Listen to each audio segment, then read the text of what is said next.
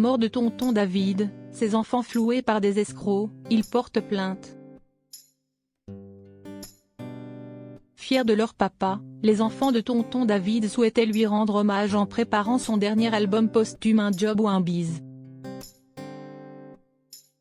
Bouleversés par la perte de leur père, ces derniers ont confié avoir été victimes d'une escroquerie et avoir porté plainte pour faux et usage de faux. Mort à 53 ans d'un accident vasculaire cérébral le 16 février 2021 en Moselle où il s'était installé depuis plusieurs années. Tonton David a eu droit à une belle déclaration d'amour de la part de ses enfants. Nostalgiques de leur papa, ceux-ci ont souhaité créer une cagnotte en ligne afin de financer les frais de ses funérailles mais aussi pour préparer et terminer son tout dernier album Un job ou un bise qui devait sortir début 2022. Malheureusement, la sortie de cet album doit être finalement repoussée pour des raisons judiciaires. Et pour cause, certaines personnes auraient essayé d'imiter la signature du chanteur de reggae afin d'essayer de récolter de l'argent sur cet ultime projet. Choqués, les enfants ont tenu à expliquer la situation sur le compte Instagram de leur papa le 7 janvier 2022. Nous aimerions vous en dire plus sur l'état actuel du projet d'album Un job ou un bise que préparait tonton David.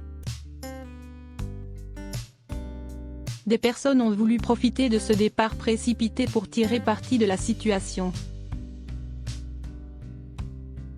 Pour être clair, nous avons déposé plainte contre des personnes qui ont, selon nous,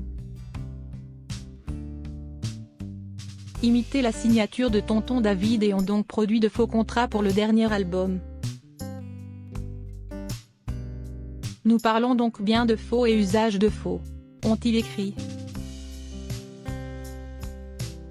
Des individus ont ainsi tenté de s'approprier le dernier album de tonton David, n'hésitant pas à se présenter comme décisionnaire de ce beau projet. Ces personnes n'ont en rien respecté la vision direction du réel projet, celui de l'artiste, celui de tonton David. Et si est bien ce qu'elles ont tenté de nous faire croire, indique le communiqué. Furieux contre ces escrocs qui auraient pu salir la mémoire de tonton David, son ancien manager, Jérémy, a précisé au journal Le Parisien que les 60 000 € récoltés grâce à la cagnotte en ligne créée par ses enfants n'ont heureusement pas été détournés. Les plaintes concernent des contrats, en aucun cas des détournements d'argent.